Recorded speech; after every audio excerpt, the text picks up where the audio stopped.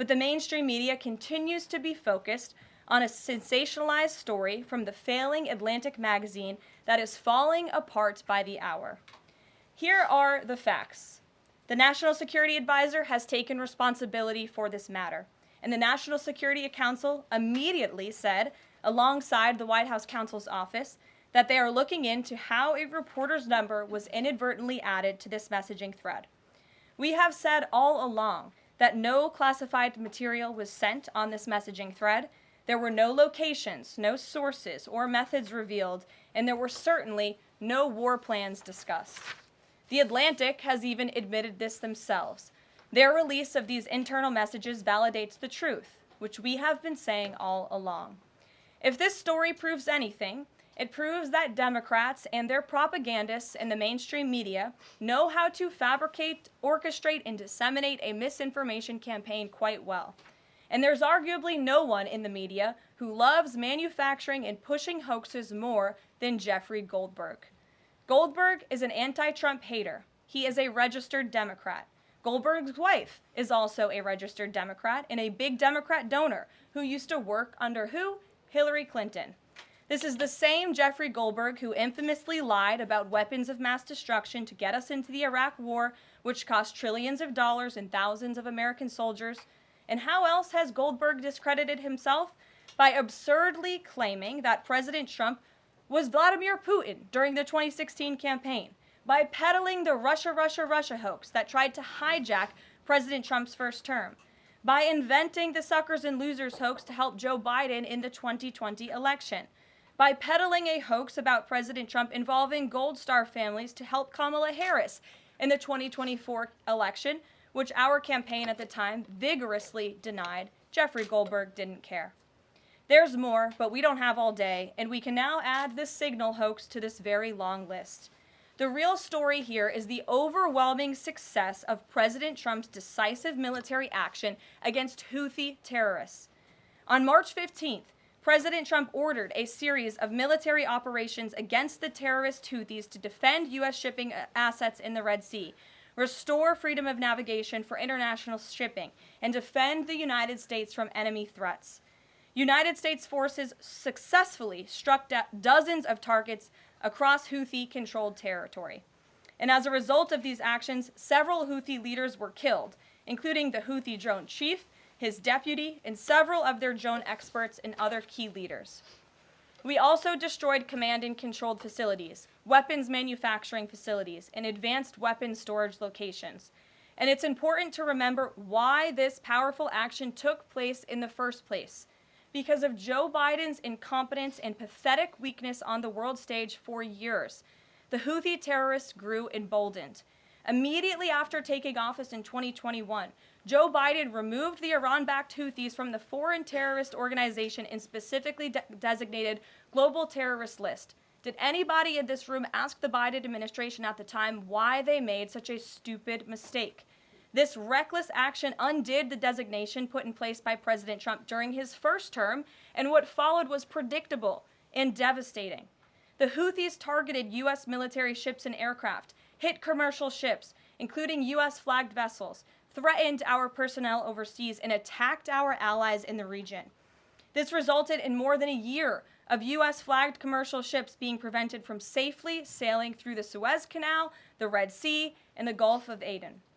This had a massive negative impact on global trade of the economic security of the United States. Joe Biden was the commander-in-chief, and he sat on his hands while the United States of America was bullied and embarrassed by terrorists. President Trump and his team are putting a stop to these threats and restoring American strength around the world.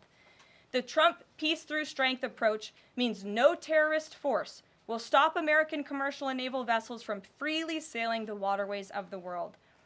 But unfortunately, this is not what the Democrats and the media want to talk about.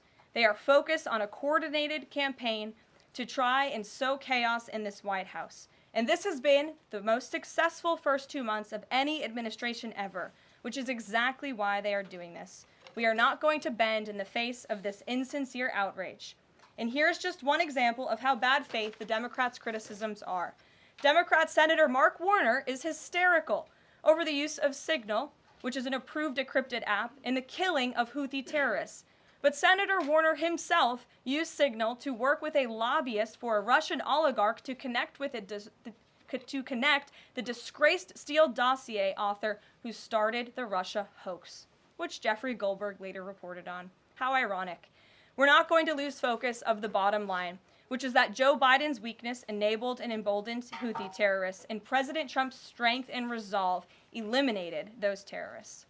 Here in our new media seat today, we have Lindsay Keith. She is the managing editor for Merit TV and serves as their White House correspondent.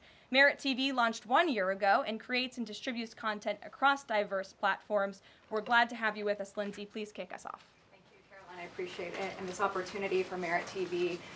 Two questions, if I may. One on Signal, one on the economy. Sure. On Signal, how comfortable is the president with what was shared so far now that the chain has been released? The president's view on all of this remains the same today as it did yesterday. And I think it speaks volumes about the leadership of this president that he went directly to all of you, members of the press corps. He was asked, do you want someone else to go out and do a briefing? And he said, no, I will tackle this story. I will discuss it. The people need to hear from me about the situation. And so his thoughts on this remained the same today. He has placed great trust in his national security team. And as for the usage of Signal, as the president said yesterday, as the CIA director has testified under oath, this is an approved app. It's an encrypted app. The Department of Defense, the Department of State, the CIA has it loaded onto government phones because it is the most secure and efficient way to communicate. As for, again, the original situation in this messaging thread, the National Security Council, the White House counsel's office continues to look in to how this mistake, which the National Security Advisor has owned, occurred, and the president has ensured they are doing that. On the economy, consumer confidence hit a 4-year low this month. Can you help explain to the American people how tariffs will help them in the long run? Yeah, absolutely, and I'm grateful for the question. The American public will hear later this afternoon from the president directly on the topic of tariffs. And as you all know, April 2nd day, President Trump has proudly dubbed it Liberation Day for our country. What he means by that is it will be a day where the United States of America will no longer be ripped off by nations around this world. It will be a day where Americans finally see free and fair trade practices restored. We are no longer going to allow our allies, our competitors, and our adversaries to take advantage of American workers. And if you think about your hometown in the state that you grew up, Main Street looks a lot different today than it did many years ago. And President Trump wants to restore America as a manufacturing superpower around the globe. He wants products to be made right here in our great country with great, hardworking American hands that will ultimately result in higher wages and more money in the pockets of the American people. And he's also, in addition to tariffs, also determined to pass tax cuts later this year, as he did successfully in his first term, to put even more money back into the pockets of hardworking Americans.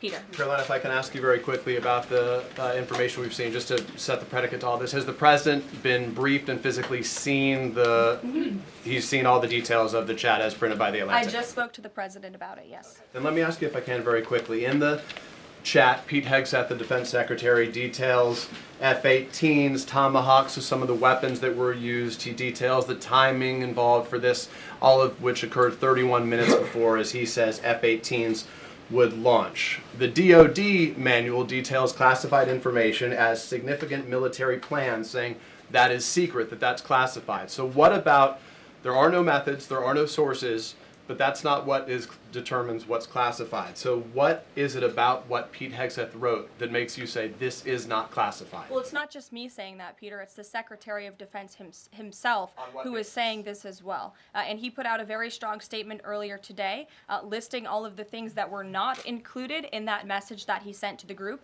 And again, this message, there was no classified information transmitted. There were no war plans discussed. Why did the Atlantic downgrade their allegation about war plans to attack attack plans, they're now playing word games because they know this was sensationalist spin from a reporter who is well known for doing this. We have said all along no war plans were discussed, no classified material was sent. You have the Secretary of Defense saying that. You have the director of the CIA, the director of National Intelligence, the FBI director, all testifying to that under oath, and they should be trusted with that. To be clear, Americans can make the decision for themselves, but whether it's the Sure. you said it's not war plans.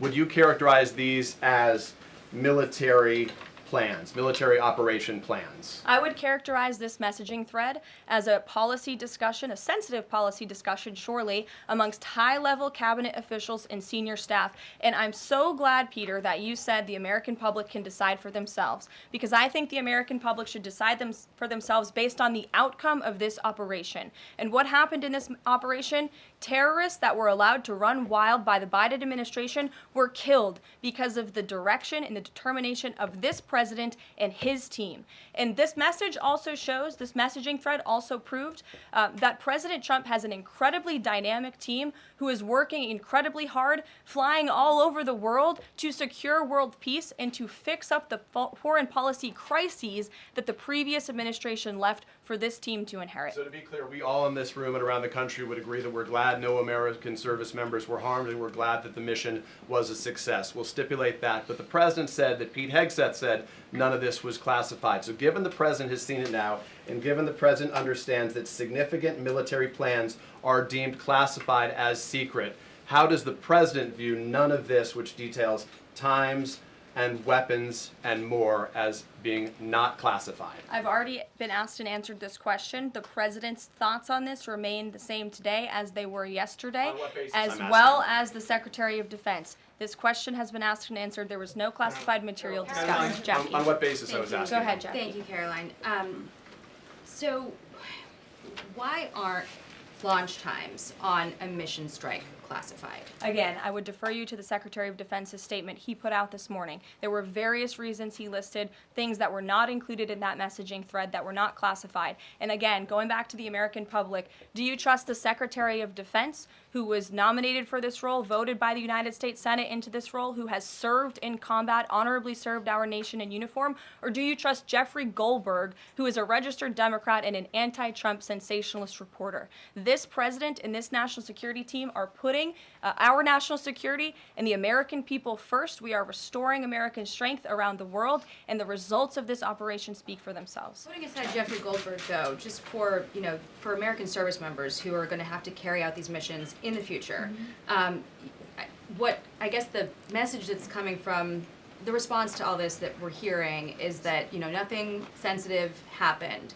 and I guess the logical conclusion of that is that if these messages had gone out publicly prior to the launch, that wouldn't have been a risk to service members. I don't know that they're comfortable with that. So can you explain, had these messages been published, would the plans have moved forward? Would the launch have still taken off? What I can tell you is that the President, as the Commander-in-Chief of our United States Armed Forces, and Secretary Pete Hegseth, who is an incredible man and a warfighter himself, take the lives of our American service members with the utmost responsibility, and they would never do anything intentionally to put their lives at risk. And again, they are working hard on that every single day, and we are protecting our service members while also restoring peace throughout this globe. It's something the previous administration has not done. And I would just add one more point. We are not going to be lectured about national security and American troops by Democrats and the mainstream media who turned the other cheek when the Biden administration, because of their incompetence, left 13 service members dead in Afghanistan, and not a single person in the previous administration was held accountable for that botched withdrawal. Joe Biden said, in fact, it was a great operation. That is despicable. It's unacceptable to this president and this Secretary of Defense. The National Security Advisor has taken responsibility for this inadvertent number being added to the messaging thread. But above all, we take the lives of our troops, safety, security, prosperity around the globe with the utmost seriousness. Goldberg's intentions, do you believe Jennifer, that he go would ahead. release that to embarrass the administration ahead of the worldwide threats? Jennifer, go ahead. Given what you've said about the president's trust in his national security team, can you say definitively that no one will lose their jobs no one will lose their job at all because of this signal situation. What I can say definitively is what I just spoke to the president about, and he continues to have confidence in his national security team. Caroline, please. One more, can I ask one more, Karen? On the targets in Yemen on March 15th, can you say were 100% of the targets that were planned for March 15th, were they all destroyed? Because that would be an indication if some of them were moved or they were not all hit, that maybe perhaps some of the enemies were able to get some of the information in that signals What channel. I can say about the operation is what the Department of Defense has put out there. I would refer to them for any further operational details. But there have been more than 100 strikes conducted against Houthi targets, and they have hit key Houthi leaders, air defense systems, command and control nodes, headquarters, weapons manufacturing and storage facilities, and these operations will continue until the freedom of navigation in our seas is restored and U.S. shipping can safely transmit without the fear of attack. And again, we believe that this has been a very successful operation thus far, and it will continue until this administration feels it no longer has to, and these terrorists have been taken out, which again is something the previous administration should have done, but they didn't, and now we've inherited this crisis. Stephen. Thank you, Caroline. I'd like to clarify something about the investigation and also ask about some conservative commentary. On the investigation, Mike Waltz said last night that he had spoken to Elon Musk about figuring out how Jeffrey Goldberg's number got in his phone. You mentioned the NSC and the White House counsel's office investigating. Can you just clarify who is investigating, who's leading that, and also Dave Portnoy, who endorsed President Trump, said today that he thinks that Mike Waltz should leave. Could you respond to that? Sure. Great respect for Dave Portnoy, but I just answered that previous question from Jennifer. As for your original question about who's looking into the messaging thread, the National Security Council, the White House counsel's office, and also, yes, Elon Musk's team. Elon Musk has offered to put his technical experts on this to figure out how this number was inadvertently added to the chat. Again, to take responsibility and ensure this can never happen again.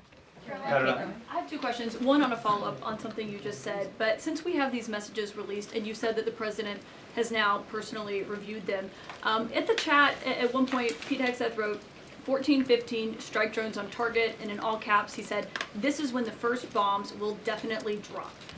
Does the president feel that he was misled by his national security advisors, whoever it was that told him there was no classified information in there, now that he's seen these messages? I've now been asked and answered this question 3 times by the both of you, and I've given you my answer. The president feels the same today as he did yesterday. Okay. Philip. And on my follow-up on what you had just No, said. go ahead, Philip. I have a Caitlin, I'm not taking your follow-up. The Vice Philip, go President I have a follow-up on something you expressed just said, though, Caroline. That's Caitlin, regarding I'm not Jeffrey taking Goldberg. your follow-up. Philip, go ahead. I have called Thank on you. The Vice President seemed to express some frustration that Europe wasn't doing more to police waterways in their backyard, noting in that signal thread that 40% of European trade goes through the Suez Canal.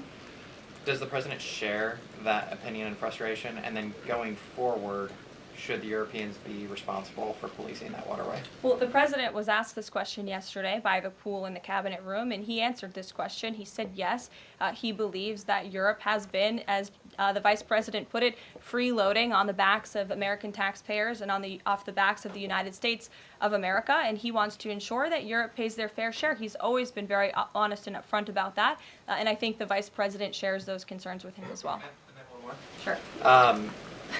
You know, enlisted soldiers, sailors, and Marines would face consequences if they shared this type of information inadvertently with a reporter. Can you tell us more why the President is so willing to give Mike Waltz a mulligan here? Again, I have now been asked and answered this same question using different language multiple times. If anybody has another question, there's a lot of different things going on in the world.